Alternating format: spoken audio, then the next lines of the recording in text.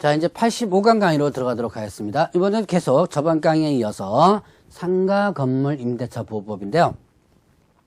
자, 이 상가 건물 임대차 보호법에서 이제 주택임대차 보호법과 또 다른, 자, 계약갱신 요구 부분도 주택임대차 보호법에 없는 내용이지만 이 권리금 내용도 주택임대차 보호법에 없는 내용이고요. 이거는, 제 작년에 생겼던 부분입니다. 2015년 때 새롭게 들어온 내용으로서 사실 배우다 보면 뭔가 좀 이상해요. 엉터리로만 개정돼가지고 문제가 좀 많아요. 그러나 문제가 많더라도 법은 법이기 때문에 여러분들이 공부를 좀 해놓고요.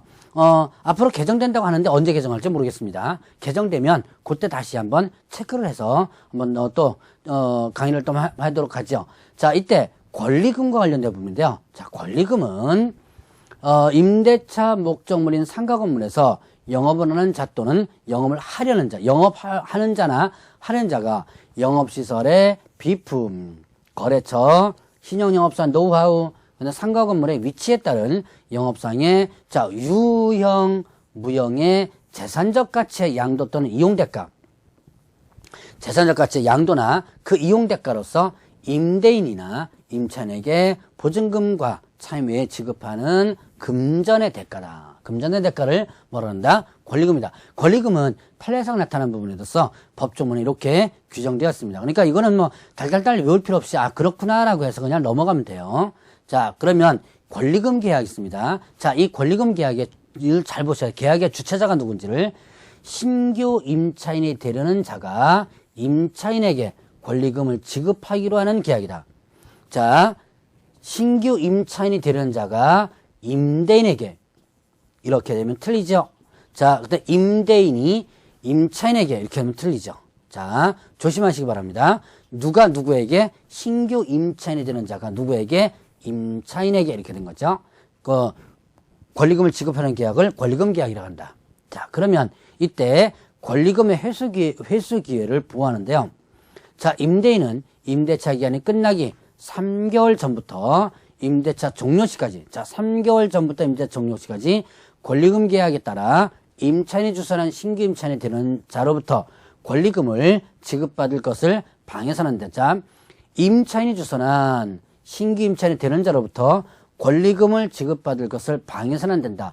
방해 금지가 끝나기 3개월 전부터 종료 시까지예요. 자, 그러면 이때 누구가 임차인이 주선한 신규 임차인. 자, 여기서 임대인이 주선한 신규 임차인이 아닙니다.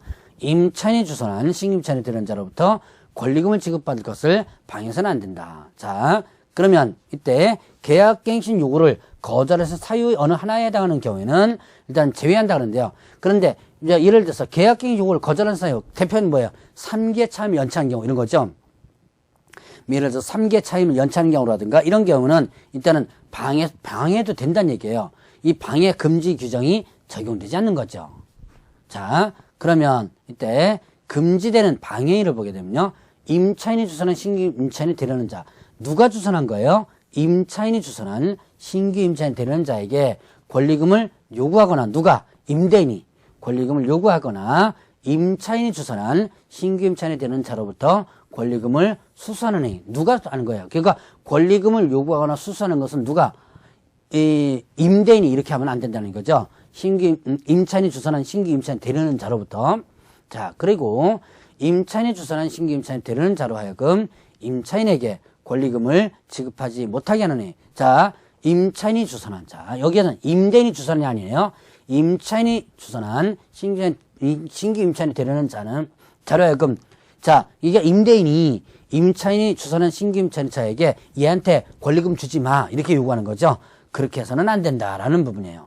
자, 그 다음에 또 임차인이 주선한 신규 임차인이 되는 자에게 상가 건물에 관한 조세 공과금, 주변 상가 건물의 차임 보증금 그 밖의 부담에 따른 금액에 비추어 현저히 고액의 차임과 보증금을 요구하는 행위. 자, 이건 뭐냐면 상가 임대차 보증금이나 월세를 이걸 너무 터무니없이, 시세보다 너무 터무니없이 요구하는 거예요. 그래놓고 뭐 하는 거야? 하든지 말든지 맘대로 해. 대부분 계약을 깨려고 많이 요구하는 경우가 있죠. 계약을 깨려고 요구할 때 이렇게 터무니없이 요구하는 경우가 많아요. 자, 이렇게 해서는 안 된다라고 하는 부분이죠.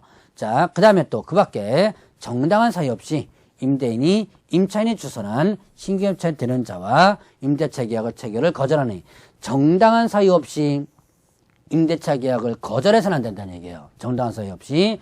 자, 이렇게 금지되는 행위, 결국 금지되는 행위는 결국 누구에게는 누가요? 자, 임대인이 임차인이 주선, 자, 임대인이 주선은 아니에요.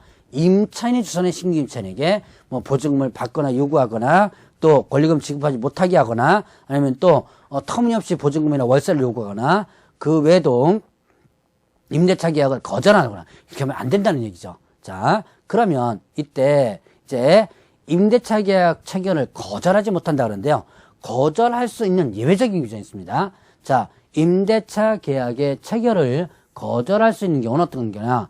임차인이 주선한 신규 임차인 되려는 자가 보증금 또는 차임을 지급할 자력이 없는 경우. 참 이 문장을 보면요. 엉터리로 개정됐다는 이 엉터리로 만들었다는 것이 상당히 많이 보이는데 여러분들도 이해가 잘 안 되는 경우가 있을 거예요. 이거는 국회에서 법을 만들 때 적어도 이 법을 만드는 사람이 상가임대차를 한 번이라도 좀 임차인이거나 임대인으로서 한 번이라도 좀 해본 사람이 하나도 없는 것 같아요. 그래서 자, 이런 보면 좀 이게 이해가 안 되는 경우가 좀 많습니다. 임차인이 주선한 신규 임차인 되려는 자가 보증금 또는 차임을 지급할 자력이 없는 경우 실제로 어떻게 알아요, 이걸? 들어오는 사람이 자력이 있는지 없는지 실제로 모르거든요. 자, 그러면 또한 임차인이 주선한 신규 임차인이 되려는 자가 임차인으로서 의무를 위반할 우려가 있거나 그 밖에 임대차를 유지하기 어려운 상당한 사유가 있는 경우 의무를 위반할 우려가 있다가 한다면 그 도대체 의무를 위반할 우려가 어떻게 우려가 있는지는 모르죠. 자, 아주 자의적인 해석이 나올 수 있는 그런 부분입니다. 어쨌든 거절 사유가 이런 부분이 있으니까 여러분들 이제 알아두고 넘어가셔야 돼요. 자, 그 외에도 임대차 목적물인 상가 건물을 자, 1년 6개월 이상 자, 숫자 기억해 놓으셔야 돼요. 1년 6개월 이상 영리 목적으로 사용하지 아니한 경우. 예를 들어서 1년 6개월 이상 예를 들어서 교회에 뭐 기부한다든가 그런 거죠. 자, 임대인이 선택한 신규 임대인이 선택한 신규 임차인이 임차인과 권리금 계약을 체결하고 그 권리금을 지급하는 경우 누가 선택한 신규 임차인이 임차인이 아니라 임대인이 선택한 신규 임차인이 임차인과 권리금 계약을 체결하고 권리금을 지급한다라고 한다면 이때는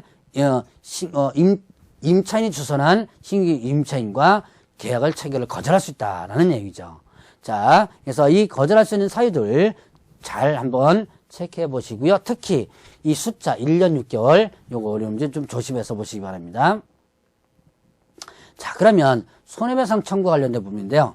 자, 임대인이 권리금을 지급받는 것을 방해하여 임차인에게 손해를 발생하게 한 때 그 손해를 배상할 책임이 있다.